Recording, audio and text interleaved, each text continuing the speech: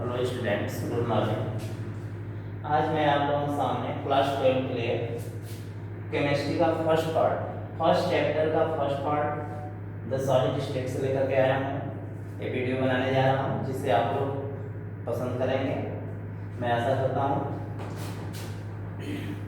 जैसे आज मैं आप लोगों को the solid state of matter पढ़ाने से पहले थोड़ा सा इसके इंट्रोडक्शन देना चाह रहा हूँ, क्योंकि हम लोग प्रीवियस क्लासेस में स्टेट ऑफ मैटर पढ़ चुके हैं।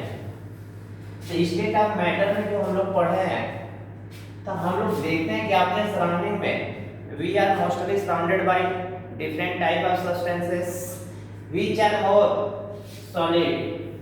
उसमें जो सबसे ज्यादा हो क्या है, सॉलिड होते हैं।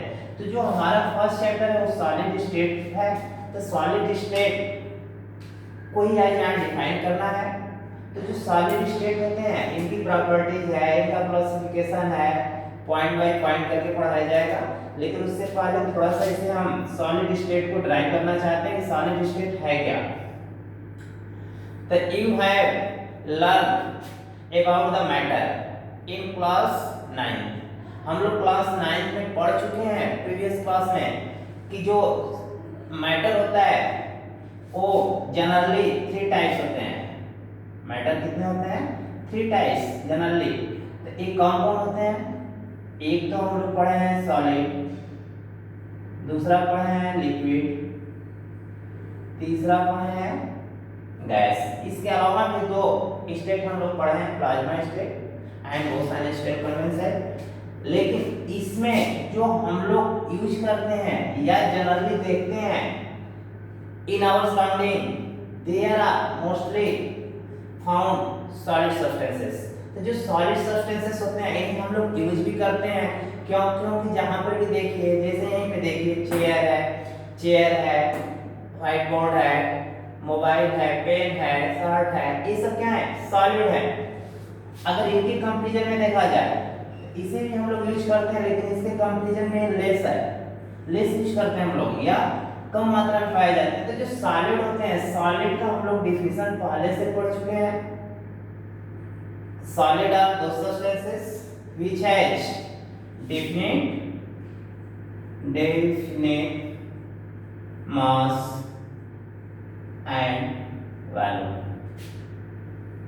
and shape। 3 वर्ड है इसमें, मास है, वॉल्यूम है और शेप है। इन्हीं के आधार पे हम इसको क्लासिफाइड करते हैं। तो मास क्या होता है? मास जो होता है आप सभी लोग जानते हैं कि फिक्स होता है। फिक्स होता है किसी भी सब्सटेंस का मास क्या होता है? फिक्स होता है। It is no change at any place.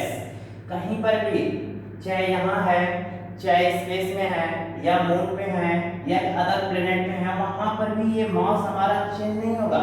आप लोग जानते हैं मास की जो यूनिट होती है वो किस में होती है? केजी होती है। तो ये तो हमारा फिक्स हुआ। और जब ये फिक्स हो गया तो हमारा वॉल्यूम भी फिक्स है, और जब वॉल्यूम फिक्स है तो हमारा शेप भी फिक्स है। लेकिन शेप फिक्स होने का रीजन पहले जानिए कि रीजन क्या होता है। हम सभी लोग प्रीवियस क्लास में स्टडी कर चुके हैं कि जो सब्सटेंस होते हैं या मैटर होते हैं ये छोटे छोटे टाइनी पार्टिकल्स से मिलकर बने होते हैं, टाइनी पार्टिकल्स। तो जो टाइनी पार्टिकल्स होते हैं इन्हीं के आधार पे इसे हम डिवाइड करते हैं। इसके अंदर जो काइनेटिक एनर्जी होती है, काइनेटिक एनर्जी आप सभी लोग जानते हैं, 2 एनर्जी बीच के ट्रांसफर फॉर्मेशन ऑफ पार्टिकल।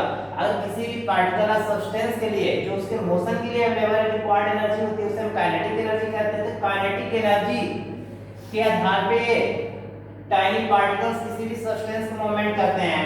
तो जैसे सॉलिड है, तो सॉलिड के जो पार्टिकल्स होते हैं अपने मेन पोजीशन से, जो इनका मेन पोजीशन होता है यहीं पे सिर्फ ये वाइब्रेट करते हैं। वाइब्रेट करने का मतलब अपने मेन पोजीशन से ऑसिलेशन करना। ऑसिलेशन करने का मतलब क्या है? मेन पोजीशन से लेफ्ट और राइट। तो ये वाइब्रेट करते हैं, अपना पोजीशन चेंज नहीं करते हैं। अगर पोजीशन चेंज नहीं करेंगे तो उनका जो शेप है वो क्या होगा? फिक्स होता है। But other liquid and gas में देखा जाए तो they are particles are movement, वो मूवमेंट भी करते हैं, ऑसिलेट तो करते ही हैं बट वो मूवमेंट भी करते हैं, प्लेस भी चेंज करते हैं, एक्टिविटीज में आप लोग पढ़ चुके हैं। तो इस तरह से जो हमारा सॉलिड है इसका डेफिनिट शेप होता है, मास होता है, वॉल्यूम होता है। दूसरा चीज इनके बीच जो इंटरमॉलिक्यूलर स्पेस होता है इस सॉर्ट होता है, inter molecular space, intermolecular space या इसे हम डिस्टेंस कह सकते हैं। इंटरमॉलिक्यूलर स्पेस और शॉर्ट, शॉर्ट मींस छोटा, मतलब इनकी जो एटम बने होते हैं, जो सब्सटेंस हैं जिसके जो एटम अरेंजमेंट होते हैं, इनके बीच का जो डिस्टेंस होगा इन दोनों के अपेक्षा, जैसे सपोज दैट मान लीजिए सॉलिड है, तो जो सॉलिड है इनके एटम बहुत क्लोजली पैक होते हैं, बट जो गैस होते हैं या लिक्विड होते हैं इनके जो एटम होंगे या मॉलिक्यूल्स होंगे या आयंस होंगे, कोई भी एंटिटी हो सकता है इसमें, ठीक है, तो इसमें तो बहुत क्लोजली होते हैं, ठीक है, अर्थात इनके बीच में जो इंटरमॉलिक्यूलर स्पेस होगा ये वेरी शॉर्ट होगा, इससे ग्रेटर होगा किसमें, लिक्विड के अंदर, और जो हमारे गैस सब्सटेंस है इसके बीच में जो इंटरमॉलिक्यूलर स्पेस होता है ये वेरी लार्ज होता है, अर्थात एक दूसरे से वेरी वेरी फॉर अवे होते हैं, या इन्हें हम अगर बाउंडेड ना करें छोड़ दें तो एटमॉस्फेयर में क्या हो जाए, डिसअपीयर हो जाते हैं। तो इस तरह से सॉलिड, लिक्विड और गैस के बीच में जो हमारा इंटरमॉलिक्यूलर स्पेस है इस तरह से हम लोग पढ़ चुके हैं। तीसरा पॉइंट हमारा बनता है इंटरमॉलिक्यूलर फोर्सेस, और इंटरमॉलिक्यूलर फोर्सेस आर स्ट्रॉन्ग, जो हमारा सॉलिड में ही हम दे रहे हैं, inter molecular forces, intermolecular forces और स्ट्रॉन्ग, जो हमारा सॉलिड स्टेट होता है, सॉलिड स्टेट के बीच में जो इंटरमॉलिक्यूलर फोर्सेस होंगे, बॉन्डिंग फोर्सेस होते हैं, ये वेरी वेरी स्ट्रांग होता है। अगर स्ट्रांग ना हो तो हमारा ये क्या हो जाएगा, चेंज हो जाएगा, तुरंत इसमें कन्वर्ट हो जाएगा लिक्विड में।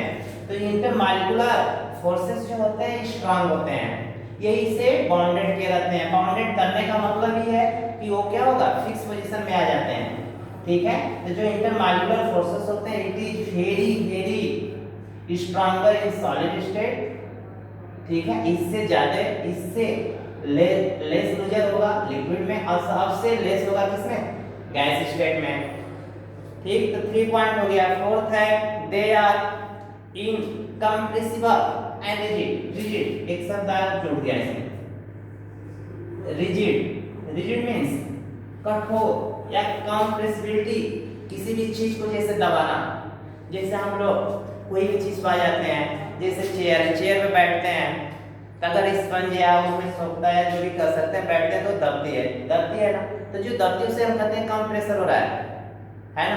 तो इस तरह से जो हमारा रिजिडिटी होता है ये हार्डनेस को शो करता है। जैसे जो सॉलिड सब्सटेंस होते हैं इन्हें हम कम कंप्रेस कर सकते हैं, ज्यादा नहीं कर सकते हैं, तो जो इसकी रिजिडिटी होती है क्यों होती है, इनके वेरी वेरी क्लोजली पैकिंग के कारण होता है। जो इसके मॉलिक्यूल होते हैं या आयंस होते हैं या आयंस के अलावा भी एटम्स कर सकते हैं, ये जो होते हैं एक दूसरे से इतने इतने नजदीक होते हैं, इतने पास होते हैं कि ये इन्हें हम कम कंप्रेस कर सकते हैं, इससे थोड़ा सा ग्रेटर, इसे हम सबसे ज्यादा किसे, गैस को कंप्रेसराइज कर सकते हैं। तो ये जो कांस्टिट्यूएंट पार्टिकल्स होते हैं अभी मैं बताया,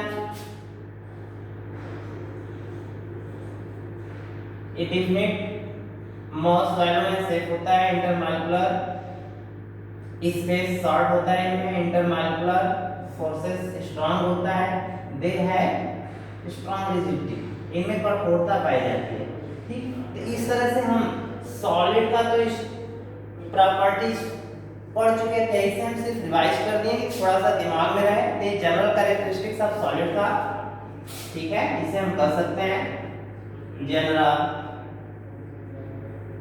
कैरेक्टरिस्टिक्स ऑफ सॉलिड। अब यहां से जब हम सॉलिड को समझ लिए, ठीक है, तो अब यहां पे हमारा नेक्स्ट पॉइंट आता है क्लासिफिकेशन। क्या आता है? क्लासिफिकेशन। तो क्लासिफिकेशन को थोड़ा सा देख लीजिए कि सॉलिड स्टेट को हम कैसे क्लासिफाई कर सकते हैं। तो जो सॉलिड होते हैं, डिफरेंट टाइप सॉलिड होते हैं, आप सभी लोग देख रहे हैं। जैसे प्लास्टिक को भी हम लोग सॉलिड कहते हैं, नायलॉन को भी सॉलिड कहते हैं, ग्लास को भी सॉलिड कहते हैं, है ना, स्टोन भी सॉलिड है, आयरन भी सॉलिड है, ये सब के सब सॉलिड है। बट सॉलिड को हम कैसे क्लासिफाई करेंगे? तो यहाँ पे हमें पढ़ना है क्लासिफिकेशन या टाइप ऑफ सॉलिड या क्लासिफिकेशन।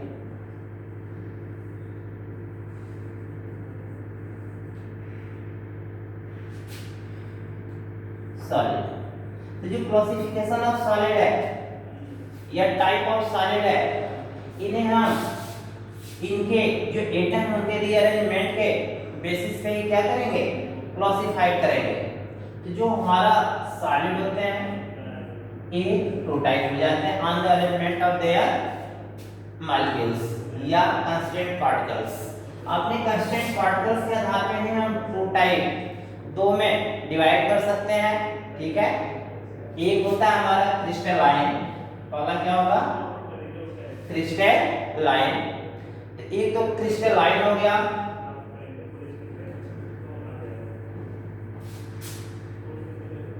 सॉलिड, और दूसरा हो गया एमॉर्फस सॉलिड।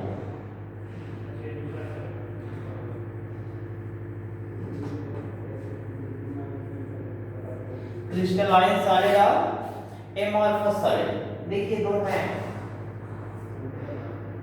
इन्हीं दोनों को वन बाय वन करके पढ़ना है या मैं इन दोनों के बीच में डिफरेंशिएशन करके समझा दे रहा हूँ दोनों में क्या डिफरेंसेस है, ठीक है।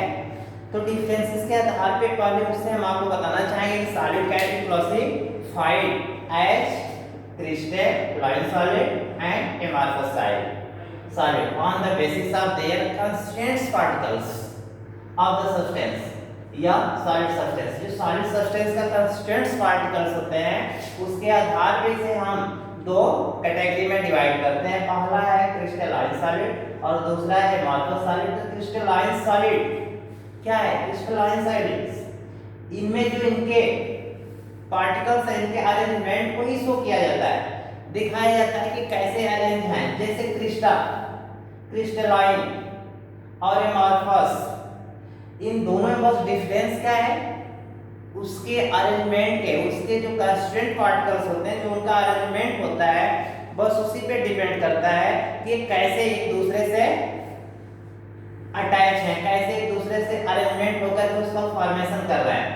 तो यहाँ पे अब हम इनके बीच में डिस्टिंक्शन के आधार पे क्लासिफाइड कर दे रहा हूँ। तो डिस्टिंक्शन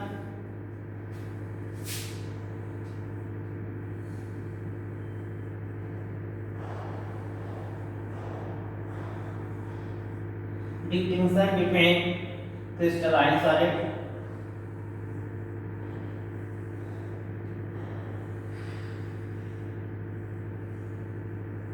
and amorphous।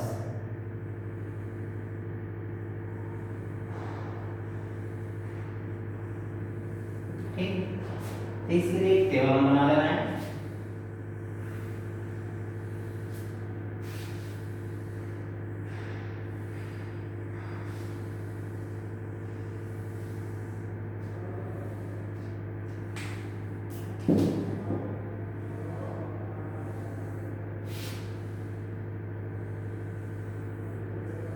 एक में प्रॉपर्टीज लिख ले रहे हैं, दूसरे में क्रिस्टलाइन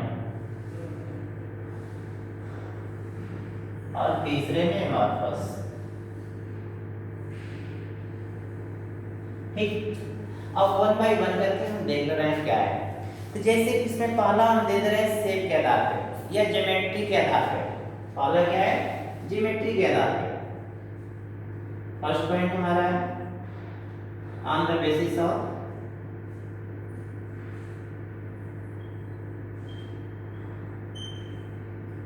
ज्योमेट्री। तो जो ज्योमेट्री है, ज्योमेट्री देखा जाए तो जो क्रिस्टलाइन सॉलिड होता है, इसके लिए मैं एक बहुत अच्छा एग्जांपल दे रहा हूं। जैसे आप लोग सॉल्ट का नाम सुने होंगे, कॉमन सॉल्ट NaCl। अगर NaCl का हम स्ट्रक्चर देखें, देखिए इसमें स्ट्रक्चर ही पढ़ना मेन है। अगर सॉलिड हम लोग पढ़ रहे हैं तो सॉलिड सब्सटेंस का जो स्ट्रक्चर होता है वो कैसे अरेंजमेंट है उनके कंस्टिट्यूएंट्स पार्टिकल्स, उसी के आधार पे हम इसे डिवाइड किए हुए हैं। तो पहला हम NaCl दे रहे हैं, तो NaCl का जब, और इसमें हम रबर ले रहे हैं। क्या ले रहे हैं? रबर। तो एग्जांपल है दोनों के बीच। तो जैसे NaCl है, ज्योमेट्रिकल शेप देखा जाए इसका, या ज्योमेट्रिक शेप इसके लिख सकते हैं। तो जैसे इसमें आप देखेंगे कि Na है प्लस है, फिर Cl माइनस है, Na प्लस है, Cl माइनस है, Na प्लस है, Cl माइनस है, फिर यहाँ पे Cl minus, Na plus, Cl minus, Na plus, Cl minus, Na plus, फिर Na plus, Cl minus, Na plus, Cl minus, Na plus, Cl minus, Cl minus, Na plus, Cl minus, Na plus, Cl minus, Na plus. और इसका अगर देखा जाए तो इसमें बहुत से इसके कांस्टेंट्स पार्टिकल्स होंगे।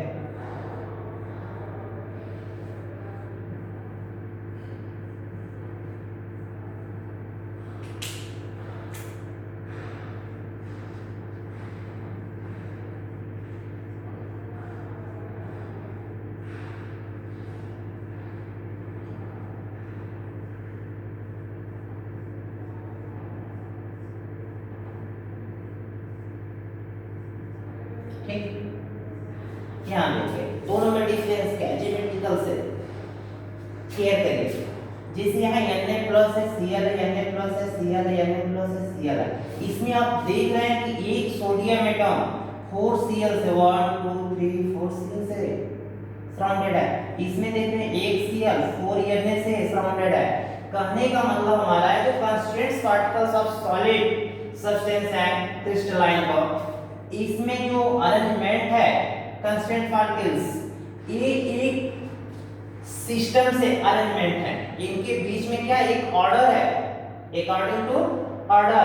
बट इसमें हम देख रहे हैं कि जिग जैग है, इधर भीतर है, इधर उधर है, कहीं पर भी कोई है, इसमें कोई भी ऑर्डर नहीं है। ठीक है, तो जो एमॉर्फस होते हैं इनमें जो कंस्टेंट पार्टिकल्स का ऑर्डर होता है, इसमें कोई ऑर्डर नहीं होता और इसमें ऑर्डर होता है। अर्थात हम कह सकते हैं कि इसका डेफिनिट ज्योमेट्रिकल शेप होता है। क्या होता है? अर्थात इसमें क्या होगा? डेफिनिट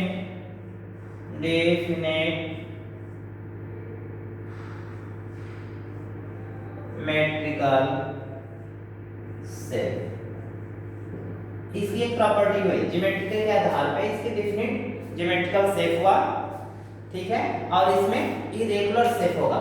इसमें क्या है, या इसको हम रेगुलर कर सकते हैं, या इसमें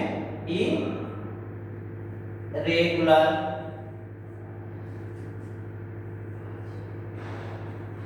मेट्रिकल शेप होता है। इसमें तो रेगुलर या डेफिनिट, इसमें इरेगुलर।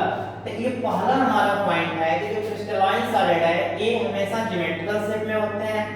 ठीक है, इसको ऐसे भी हम कह सकते हैं, जैसे देखिए जो इनके कांस्टेंट पार्टिकल्स हैं इनके बीच में एक ऑर्डर है। ऑर्डर का मतलब समझ रहे हैं ना, एक अरेंजमेंट है, जो अरेंजमेंट हो रहे हैं एक सिस्टम में हो रहे हैं, बट इसमें जिग जैग है ना। तो इस तरह से पहला हमारा पॉइंट था डेफिनिट ज्योमेट्रिकल शेप होता है क्रिस्टलाइन का, और एमॉर्फस का इरेगुलर ज्योमेट्रिकल शेप होता है। सेकंड पॉइंट होता है क्लीवेज, या इसको क्लीवेज को छोड़िए, पहले मेल्टिंग देख लीजिए। सेकंड पॉइंट है melting and boiling point. Melting and boiling point. Melting and boiling point. तो जो मेल्टिंग एंड बॉइलिंग पॉइंट होता है, अभी मैं यहाँ बताया कि इसमें एक ऑर्डर है, according to order the arrangement है, इसमें इरेगुलर है। जो हमारा मेल्टिंग पॉइंट होता है इसका क्या होता है, कांस्टेंट होता है, अर्थात कह सकते हैं कि melt at the solve temperature, एक कांस्टेंट टेम्परेचर होता है इनका, या solve temperature at they melt eight solve temperature. इस सॉल्व टेम्परेचर पे क्या होते हैं, एक निश्चित टेम्परेचर पे क्या होते हैं, मेल्ट होते हैं। जब एक सॉल्व टेम्परेचर पे या कांस्टेंट टेम्परेचर पे मेल्ट हो रहा है तो ये जो हमारा क्रिस्टलाइन होता है इसका फिक्स होता है, फिक्स पॉइंट होता है। और इसका आप देखे होंगे, जैसे किसी भी रबड़ को ही ले लीजिए या टायर को ले लीजिए, हम लोग यहाँ अवेलेबल है, आपके पास भी है, हमारे पास भी है। जब हम लोग उसे जलाते हैं तो होता है क्या, देखे होंगे कि जब उसे हम हीट करते हैं तो वो धीमे धीमे मेल्ट होना शुरू होता है, और जब मेल्ट होता है तो उसका एक रेंज होता है, इसका रेंज नहीं है, इसको हम हीट करते जाएंगे, हीट करते जाएंगे, हीट करते जाएंगे, जब अपने मेल्टिंग पॉइंट पे पहुंचेगा तो मेल्ट हो जाएगा, बॉइलिंग पॉइंट पे पहुंचेगा तो बॉयल हो जाएगा। बट अगर हम रबड़ को हीट कर रहे हैं, जिस टेम्परेचर पर हम देंगे वहीं से स्टार्ट हो जाएगा। तो एक रेंज होता है इसका हर टेम्परेचर पे, कोई पार्ट उसका मेल्ट होता है तो कोई पार्ट उसका बर्न होता है तो कोई पार्ट उसका सॉलिड स्टेट में बना रहता है। तो इस तरह से कह सकते हैं कि generally they are solve over the temperature. ये टेम्परेचर पे क्या होता है,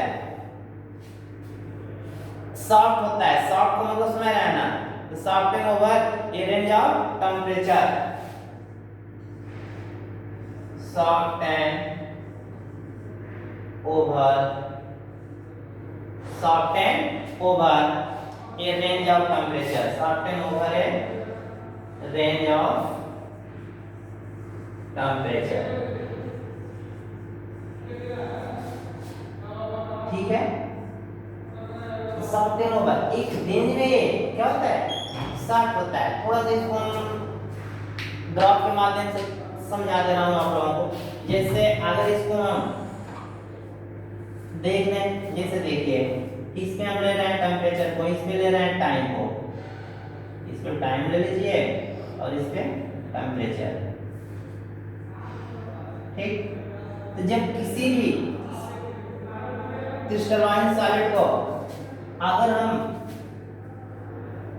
सपोज दैट मान लीजिए वेपर है, ठीक है, वाटर तीनों फॉर्म में पाया जाता है, तो अगर वेपर है उसको हम कूल कर रहे हैं तो कूल करेंगे तो उसका टेम्परेचर डाउन होना शुरू हो जाएगा, ठीक, कर्व लाइन देगा।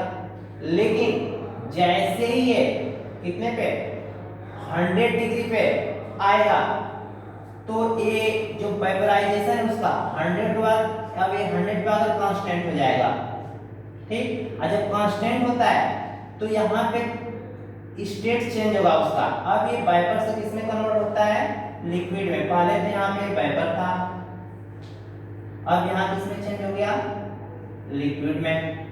तो देखिए एक टेम्परेचर हम दे रहे हैं, एक कांस्टेंट हो गया, 100 पे आते ही अगर सपोज दैट मान लीजिए कि 120 डिग्री सेल्सियस है, 110 डिग्री सेल्सियस है, 105 डिग्री सेल्सियस है, अगर ये 100 पे आ गया, 100 डिग्री सेल्सियस पे, जब 100 डिग्री सेल्सियस पे आएगा तो कांस्टेंट हो जाएगा। कांस्टेंट होने का मतलब है कि अब एक कर्व लाइन नहीं देगा, कर्व लाइन न देकर के पैरेलल हो जाएगा इसके, मतलब एक स्ट्रेट लाइन देगा। स्ट्रेट लाइन ये शो करेगा कि जो हम इसको हीट दे रहे हैं, डाउन कर रहे हैं इसका, अब 100 के नीचे नहीं जाएगा, तब तक नहीं जाएगा कि जब तक इस वेपर का टोटल पार्टिकल्स कन्वर्ट ना हो जाए लिक्विड में।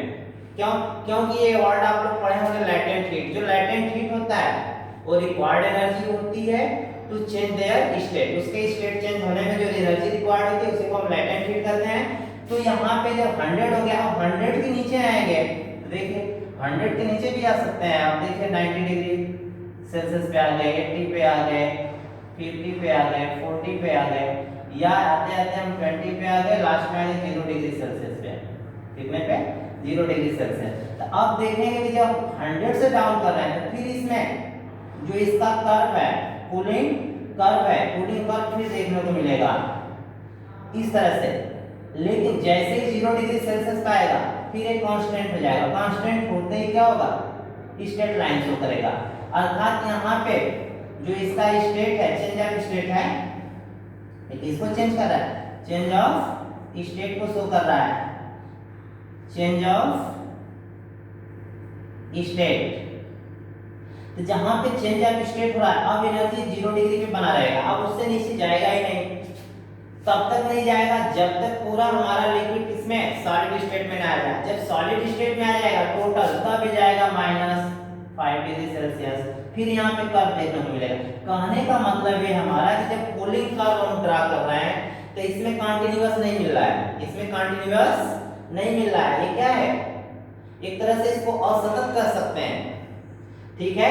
लेकिन अगर यही यहाँ पे देखा जाए रबड़ के केस में वापस सॉलिड के फॉर्म में, अगर इसमें अगर ग्राफ पे शो कर रहे हैं, इस पे टेम्परेचर हो गया और इस पे टाइम हो गया। अगर इनके बीच में देखा जाए तो इसमें आप देखेंगे कि कर्व सतत कंटीन्यूअस ग्राफ मिलेगा। जो कंटीन्यूअस ग्राफ मिल रहा है क्या शो कर रहा है, इसके रेंज को शो कर रहा है कि जो हमारा एमॉर्फस सॉलिड होते हैं किसी भी टेम्परेचर पे एक रेंज में पहले मेल्ट होते हैं, कुछ उसमें जलने लगते हैं, कुछ पिघलने लगते हैं, उसका फिक्स नहीं होता है। लेकिन इसमें सब फिक्स होता है, उसका मेल्टिंग पॉइंट, बॉइलिंग पॉइंट जो भी है, ठीक है। तो कूलिंग ग्राफ से के थ्रू हम समझ सकते हैं कि इसमें इनकंटीन्यूअस होता है, उसमें कंटीन्यूअस होता है, ठीक है। 2 पॉइंट हो गया। तीसरा देख लीजिए, तीसरा पॉइंट हमारा हो जाएगा क्लीवेज। तीसरा पॉइंट क्या होगा, क्लीवेज। क्लीवेज क्लीवेज शब्द आप सभी लोग जानते हैं। क्लीवेज मीन्स होता है विभाजन होना, काटना। किसी भी चीज को हम लोग कट करते हैं, जैसे किसी भी सॉलिड को अगर हम कट करते हैं तो हमेशा उसमें स्मूथ सरफेस मिलेगा। कैसी सरफेस, स्मूथ सरफेस होगा, ठीक है। और सॉफ्ट सरफेस होगा, या इसको हम कह सकते हैं स्मूथ सरफेस। और इसमें अगर देखा जाए तो इसमें जिगजैग सरफेस होगा, या उसको हम रफ सरफेस भी कर सकते हैं, खुरदरे रफ सरफेस। तो जो क्लीवेज होता है इसका सॉफ्ट होता है, अर्थात सॉफ्ट सरफेस होता है, और उसका रफ सरफेस होता है। चौथा पॉइंट हमारा हो जाएगा order in arrangement of constant particles. Order in arrangement of constituent particles। तो जो arrangement, order in arrangement of constituents particles है, जो अरेंजमेंट शब्द है इसमें ये हमें देखना है फोर्थ पॉइंट का, जैसे जो सॉलिड है, जैसे सपोज दैट मान लीजिए इस रूम को ले लीजिए, है ना। अगर इस रूम को हम देख रहे हैं तो आप लोग देखे होंगे 10 स्टोरी बिल्डिंग्स, 15 स्टोरी बिल्डिंग्स, यहाँ तक बुर्ज खलीफा तक का नाम आप लोग सुने हैं। तो इतनी बड़ी बड़ी जो बिल्डिंगें बनाई जाती हैं रैंडम तो बनाई नहीं जाएंगी, उसका एक सिस्टम होता है। उसको जो इसका सबसे स्मॉलेस्ट यूनिट होता है, एक वीक होता है, वीक को हम लोग क्या करते हैं, अरेंज करते हैं, एक के बाद एक, एक के बाद एक, एक के बाद एक। जब इस तरह से हम उसका रीअरेंजमेंट करते हैं तो इसमें एक लॉन्ग आर्डर मिलता है। जो लॉन्ग आर्डर मिलेगा जिसके वजह से हम लोग एक बड़ी से बड़ी बिल्डिंग को बना लेते हैं। लेकिन एक गांव देहात के अगर पर्सन को कह दिया जाए कि एक छोटा सा रूम बनाओ तो जिग-जैग कर देगा, मतलब जो भी वीक है, एक है, उसे वो रखना शुरू करेगा। लेकिन उनका आर्डर क्या होगा, एक अरेंजमेंट नहीं होगा। लेकिन उस ईंट से क्या करेगा, कुछ ऊंचाई तक ले जाएगा, वो बिल्डिंग गिर सकती है, वो दीवार गिर सकती है। क्यों, क्योंकि जो उसके बीच में अरेंजमेंट कर रहा है वो उसको एक लॉन्ग आर्डर में नहीं कर रहा है। समझ में आई बात। तो जो हमारे सॉलिड होते हैं, क्रिस्टलाइन सॉलिड होते हैं, इनके बीच में जो हमारा आर्डर होता है ये क्या होता है, लॉन्ग आर्डर होता है, ठीक है। तो लॉन्ग रेंज आर्डर होता है, इसका क्या होता है, लॉन्ग रेंज आर्डर। अब इसका क्या होगा, शॉर्ट रेंज आर्डर होता है। क्या होता है, शॉर्ट रेंज आर्डर होते हैं। तो इस तरह से इसमें जो order in arrangement of constant particles of solid होते हैं या पार्टिकल्स होते हैं, ठीक है। ये लॉन्ग ऑर्डर में होते हैं, जिससे एक बड़ा से बड़ा सॉलिड बनाया जा सकता है, बनता भी आप लोग देखे भी हैं। और उसमें जो एमॉर्फस होते हैं ये लॉन्ग ऑर्डर के नहीं होते। जब लॉन्ग ऑर्डर के नहीं होते हैं, ये शॉर्ट ऑर्डर के होते हैं, इसलिए जो भी होते हैं वो छोटे होते हैं, ठीक है। पांचवा पॉइंट हमारा है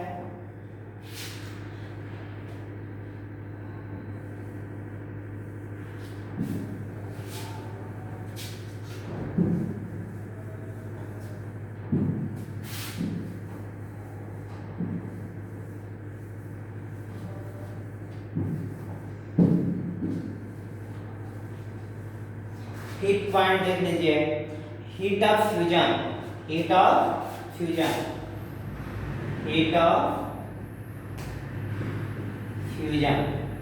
तो जो हीट ऑफ फ्यूजन है इसे पहले जान लीजिए, हीट है क्या। हीट आप सभी लोग जानते हैं कि जो हमारा यूनिवर्स है दो ही चीज से मिलकर के बना है। कौन कौन सा? जो यूनिवर्स है किससे मिलकर के बना है? या तो इसमें मैटर है या एनर्जी है। ये जो है ना, ये किसने कहा था? एक ग्रेट साइंटिस्ट था, कौन? आइंस्टाइन। उसने ही बताया था कि जो हमारा यूनिवर्स है it is composed by only two things, first is matter and second is energy. ये दोनों एक दूसरे में क्या है? कंट्रीब्यूएबल होते हैं, एक्सचेंजर होते हैं। मैटर एनर्जी में चेंज होता है, एनर्जी मैटर में चेंज होता है। तो हीट ऑफ फ्यूजन, जो हीट ऑफ फ्यूजन है इसके थ्रू हम इसको चेंज कर सकते हैं। किसे? किसी भी सब्सटेंस को। जैसे सपोज दैट अगर हम किसी भी सब्सटेंस को इसी को अगर हीट कर रहे हैं, हीट दे रहे हैं, तो क्या होगा? गर्म होगा। गर्म होते ही इसके जो पार्टिकल्स हैं वो हीट को ऑब्जर्व करेंगे। जैसे हीट को ऑब्जर्व करेंगे तभी इसमें हम फर्स्ट टाइम इसी में बताए थे आप लोगों को काइनेटिक एनर्जी, इसके जो कांस्टेंट पार्टिकल्स हैं उसे ऑब्जर्व करेंगे।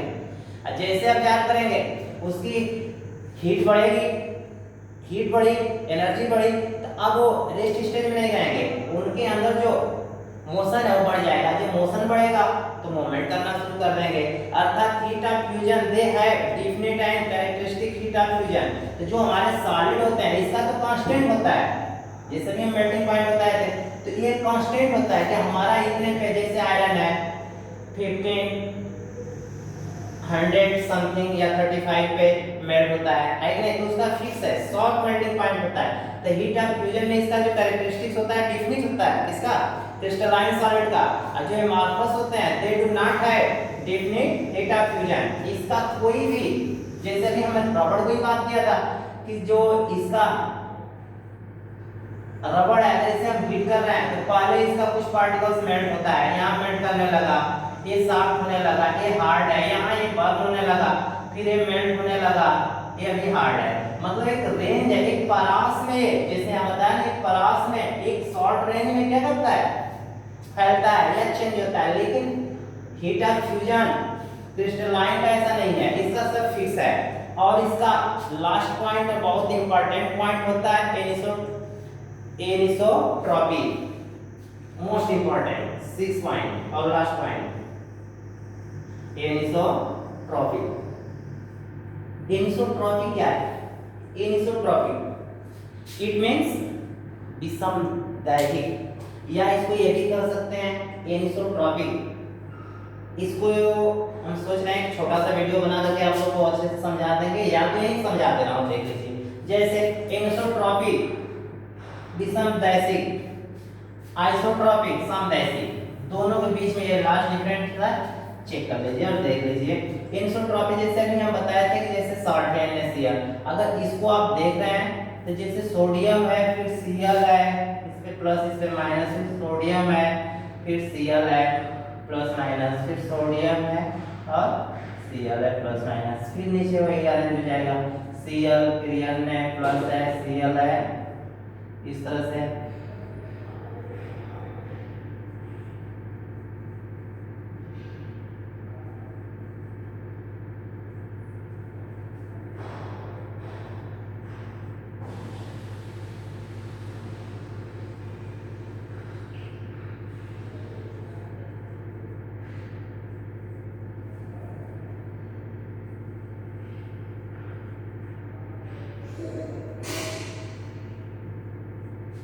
और यहाँ पे देख लीजिए जैसे सब एमॉर्फस के पार्टिकल्स हैं,